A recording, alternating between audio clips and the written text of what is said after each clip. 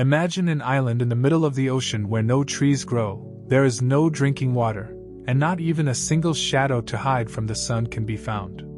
There is no escape. No help is coming. On the horizon, there is only endless water. Now ask yourself this. How many days could you survive if you were left alone in such a place? A week? A month? What if I told you that people survived here for 15 years? And the first thing that saved them was not hope, but abandonment. This story does not begin with a miracle of survival. This story begins with betrayal. With people being deliberately, knowingly, left face to face with death in the middle of the ocean. Tromelin Island is not just a piece of land. This island is a silent witness to how cruel humanity can be. Located deep in the Indian Ocean, Tromelin Island lies hundreds of kilometers away from Madagascar. This flat strip of land covered in white sand rises only 7 meters at its highest point. There is no fresh rainwater. No flowing water. No shade. During storms, ocean waves are low enough to swallow the island with ease. For this reason, sailors over the centuries either failed to see it or marked it incorrectly on maps. Sometimes it was there, sometimes it was not. For sailors of that era, this island was like a nightmare. In 1761, a French merchant ship called L'Utile fell into this nightmare. The ship was sailing from Madagascar to Mauritius. There were 142 crew members on board. But in the lower decks of the ship, in dark and locked holds, other people were being kept. Women, men, and children. Approximately 160 Malagasy slaves. They were not passengers. They were transported as if they were not human. The ship encountered a violent storm at night. The wind intensified rapidly, the waves took control. The navigation charts did not match each other. But the captain did not want to slow down. Instead of waiting for daylight, he continued on his course. This decision changed everything. In the darkness of the night, L'Utile struck the shallow coral reefs surrounding Tromelin Island and shattered with a terrifying sound. That night, the sea did not discriminate. But the outcome was not the same for everyone. Some of the crew managed to survive. The slaves locked in the holds had no way out. Water rushed in quickly. Their screams were swallowed by the darkness. That night, around 80 slaves and nearly 20 crew members lost their lives. When the sun rose in the morning, the survivors gathered on the shore. In front of them, there was no city, no hope of rescue. Only sand, a wrecked ship, and an island that promised nothing for life. And no one yet knew that this island would not be just a temporary refuge for them. This island was the beginning of a punishment that would last 15 years. The storm did not begin suddenly.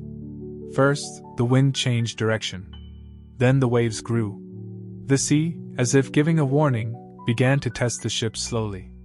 But L'Utile did not turn back. The captain pressed on. It was night. Visibility was poor. The stars were hidden behind clouds. Every decision made at that moment carried deadly consequences. The ship's navigation was problematic. The captain had 2 maps in his possession, and these maps gave conflicting information about the exact position of Tromelin Island. Under normal circumstances, a more cautious captain would have reduced speed and waited for morning. But this time, that did not happen. Haste, risk, and the hunger for profit were placed above everything else. The ship sped forward through the night. When the wind reached a strength of 15 to 20 knots, it was already too late. L'Utile was being dragged toward the shallow coral reefs surrounding Tromelin Island. In the darkness, the reefs were invisible. This unseen danger suddenly revealed itself. A sudden and terrifying impact came. Then a second. Then a third. The hull of the ship cracked. In that moment, everything happened at once. Planks tore loose, masts broke, sails were shredded. The sea began to flood the ship. People collided with one another on deck, and screams were lost in the roar of the storm. L'Utile was no longer a ship. It was a trap breaking apart.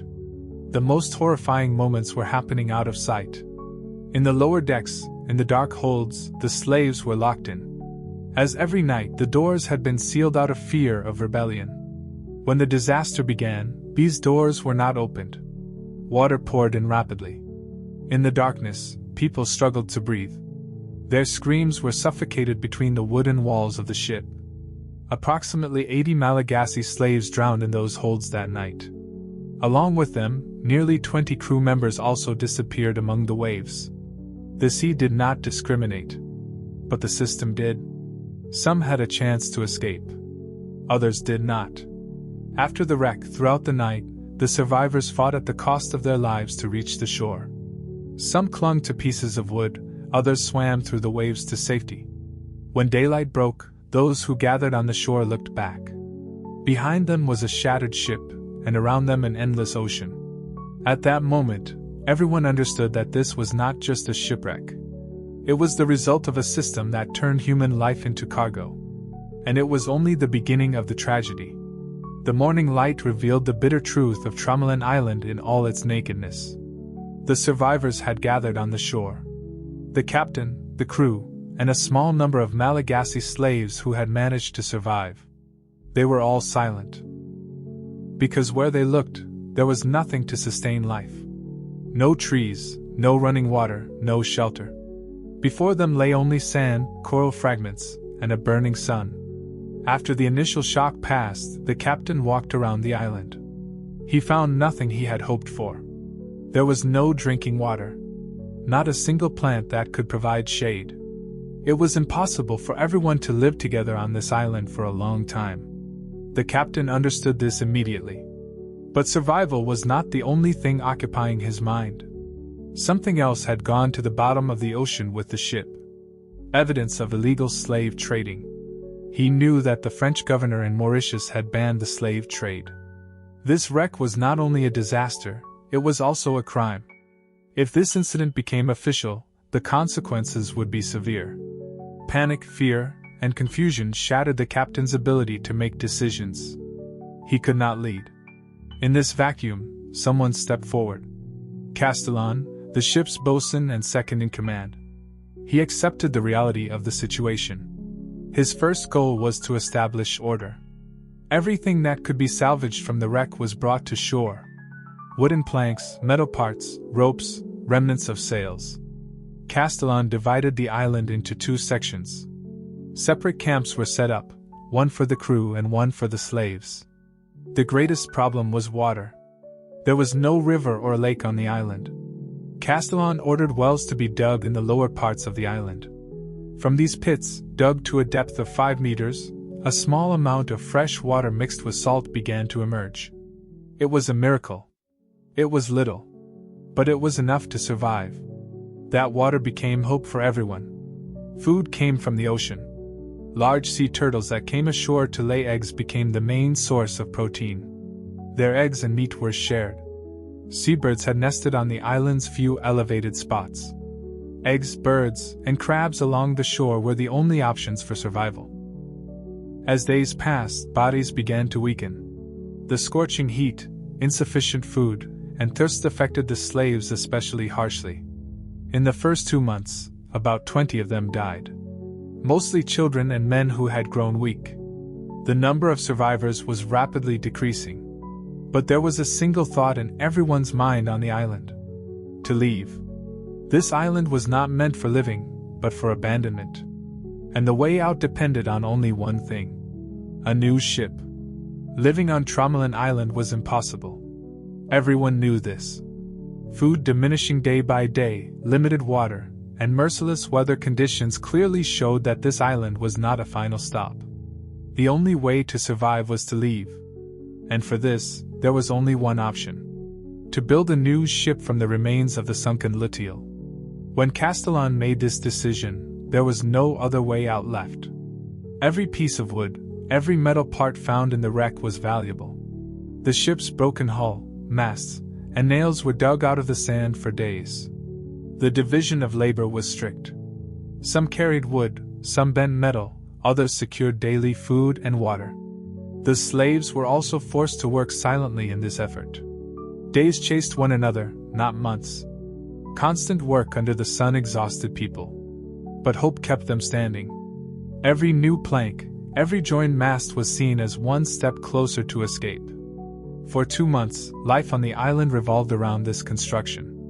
Everyone wanted to believe that this ship would change their fate. The slaves shared this hope as well. They worked too. They built this ship too. Women, men, and children repeated the same sentence in whispers in their shelters at night. "We will all leave together." It gave them strength. Finally, the ship was ready. It was small. It was weak. But it could float. For the people gathered on the shore that day, this piece of wood meant more than just a ship. It was freedom. It was the hope of returning home. But when the moment of decision came, everything changed. The crew quietly prepared the ship. The slaves waited on the shore. Eyes on the sea, faces filled with hope. But when the ship was ready to depart, the bitter truth emerged. The crew did not take the slaves with them. They left them some supplies. A few tools. A few words. And a promise. "We will return." As the ship moved away from the shore, those left on the island clung to that promise. Because there was nothing else. The waves carried the small ship toward the horizon. On the shore, about 60 Malagasy slaves remained. Under the sun, without shade, without water. They watched the ship they had built together disappear before their eyes. At that moment, Tromelin Island was no longer just an island. At that moment, it became one of the cruelest abandonments in human history. As the small ship moved farther away from Tromelin's shore, those left behind still wanted to believe this was temporary. They had been told they would return. That promise was the only support for people stranded in the middle of the ocean. They held on to it. Because there was nothing else. At that moment, they did not know that this promise was the beginning of a silence that would last for years. After days of battling the ocean, the crew reached the shores of Madagascar. From there, they traveled to Tromelin Island on another ship, and then to Mauritius. But this journey was not easy either. The ship's former captain, Lafargue, died of illness. With his death, all responsibility for what had happened fell on Castellan. The moment Castellan arrived in Mauritius, he officially reported the fate of the slaves left on the island. He carried the weight of the promise he had given. He applied repeatedly for a rescue ship to be sent to the island. He begged. He said it was a debt to humanity. But before him stood a cold reality.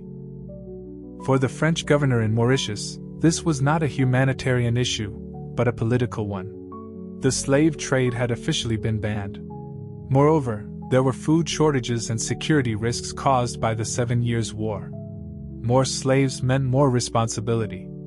A rescue operation, in his eyes, was nothing but a necessary risk and a waste of resources. The governor firmly rejected the request. Moreover, the incident was covered up. Information about the Shipwreck and the people abandoned on the island was kept secret. Revealing this story could damage the reputation of the French East India Company. Bureaucratic interests were placed above human life. The people left on Tromelin Island were erased on paper. Over time, Castellan could not find a way out. He was trapped between his conscience and the system. No matter how much he wanted to, he did not have the power to fulfill his promise. In 1762, he left Mauritius and returned to France. Behind him remained dozens of people abandoned in the middle of the ocean and an unfulfilled promise. Meanwhile, time flowed differently on Tromelin Island. Days followed one another. The direction in which the ship had sailed was watched every day. Every morning, eyes turned to the horizon. Every night, they went to sleep saying, "Maybe tomorrow." But the ocean was silent. Hope weakened at first. Then it grew quiet. And over time, waiting became a way of life. After the ship disappeared beyond the horizon, silence settled over Tromelin Island. The people left on the shore stared at the sea for a long time. No one spoke. Because there was nothing to say. The promise given was no longer in their control. In the first days, they managed with the small amount of supplies left by the crew. But this did not last long. Tromelin did not offer life. Survival had to be earned again every day. Fortunately, that primitive well dug earlier was still providing a small amount of fresh water. That water meant life. It was shared according to rules. There was no waste. No one took more than their share. Shelter was the greatest problem. The sun burned the skin. At night, the wind broke the body. Storms destroyed everything. They gathered the remains of the sunken ship. Planks, sailcloth, broken mast pieces. With these, they built simple shelters. But hurricanes frequently destroyed these structures. So over time, they found another way. They dug pits under the sand.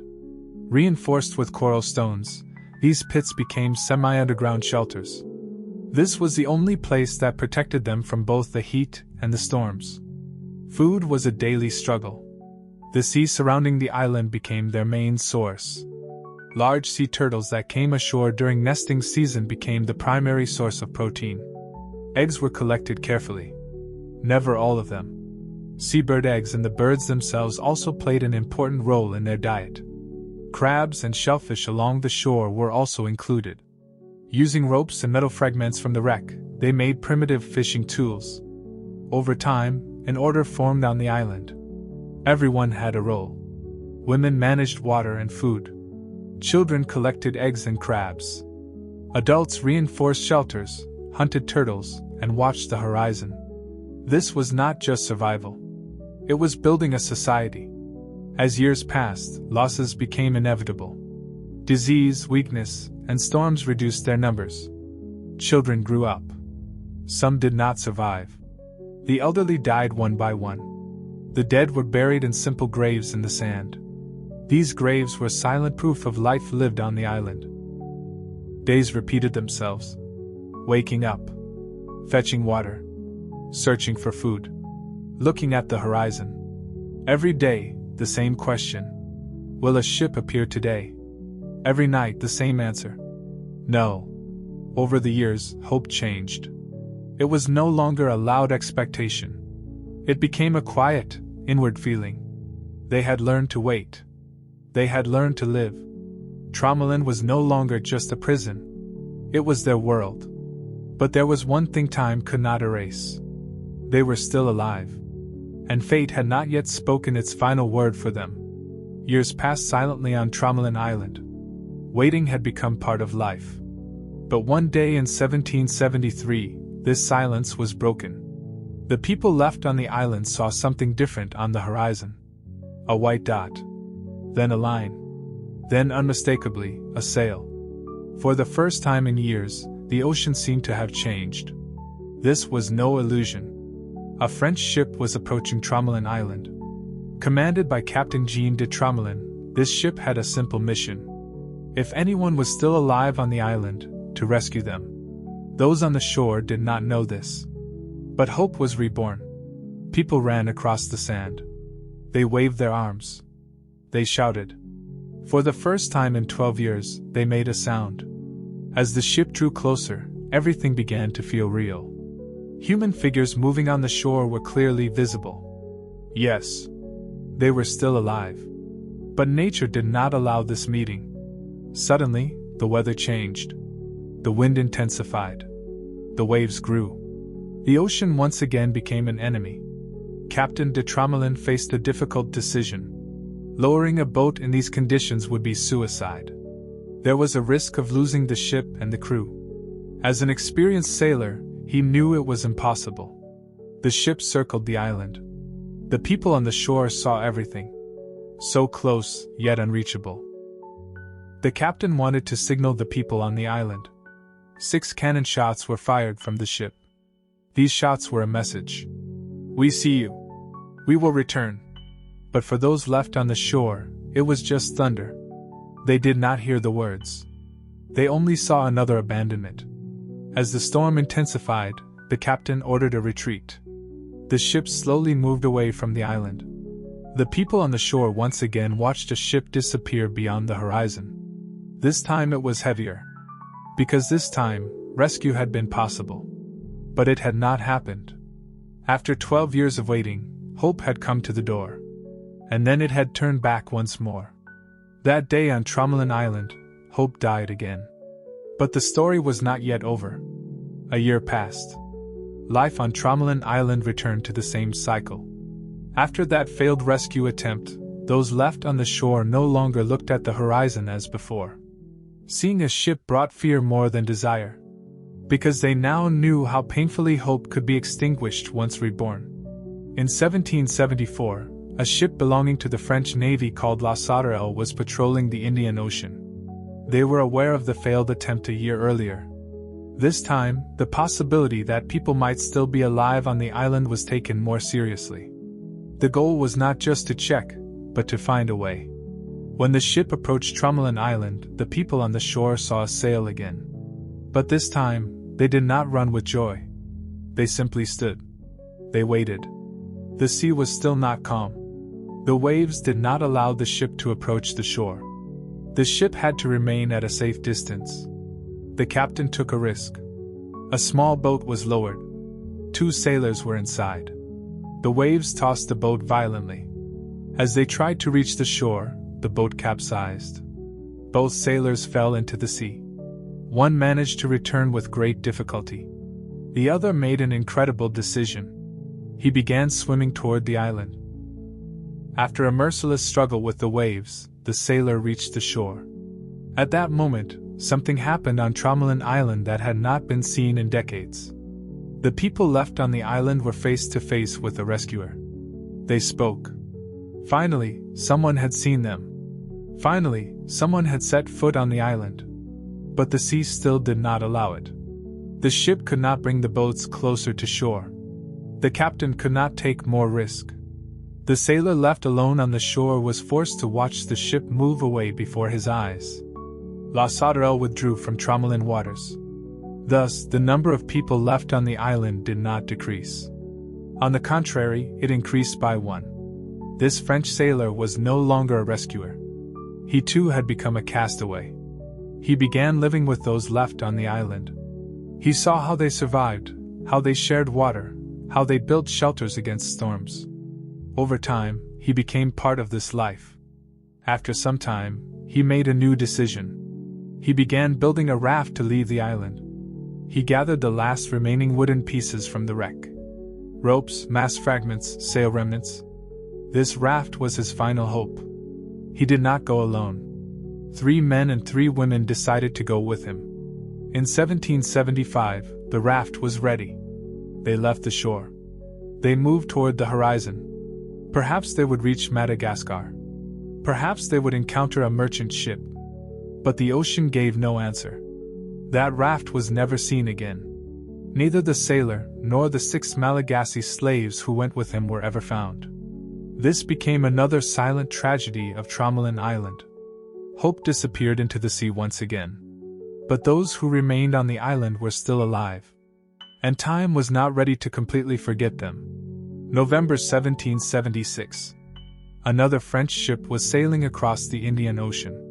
This ship, called La Dauphine, was under the command of Captain Tromelin. Captain Tromelin knew the name of this island, what had happened here, and the previous failed rescue attempts. This time, the goal was clear. Not to turn back without seeing and checking the island. On the morning of November 29th, a low silhouette appeared on the horizon. Tromelin Island. As the ship approached, moving figures on the shore became visible. The crew did not believe it at first. 15 years had passed. But this time was different. There were people on the shore. They were still alive. The captain immediately ordered a boat to be lowered. The weather was calm. The waves had withdrawn. It was as if the ocean was showing mercy to this island for the first time. When the boat touched the sand, the sailors stepped ashore. What they saw before them was both shocking and moving. 7 women and an 8-month-old baby. Their skin darkened by the sun, their clothes sewn from sailcloth. Their hair was tangled. But there was something in their eyes that had not changed. The will to live. For the first time in years, they were face to face with other people. For the first time, they heard a new voice. Captain Tromelin conducted a brief investigation on the island. Semi-underground shelters, fire pits, stone-reinforced huts, and simple graves were found. These were not accidental. They were the traces of 15 years of life. These people had not only survived. They had built a community. The survivors were taken aboard the ship. As Tromelin Island faded behind them, the silence of 15 years was lost in the ocean. Captain Tromelin marked the island's exact position on maps. From that day on, the island was no longer just Sand Island. It would be called by his name, Tromelin. The rescued women and the baby were taken to Mauritius. They were no longer slaves. Society's view of slavery had changed. They were declared free. It was a delayed, but meaningful justice. This story does not end with just a rescue. This story shows how resilient human will can be. And Tromelin Island continues to stand in the middle of the ocean as the silent witness to this truth. If you want to follow real historical events like this, the limits of human endurance, and hidden stories in history in a documentary rhythm, subscribe to the channel. By liking the video and sharing your thoughts in the comments, you can help these stories reach more people. Thank you for watching. See you in the next story.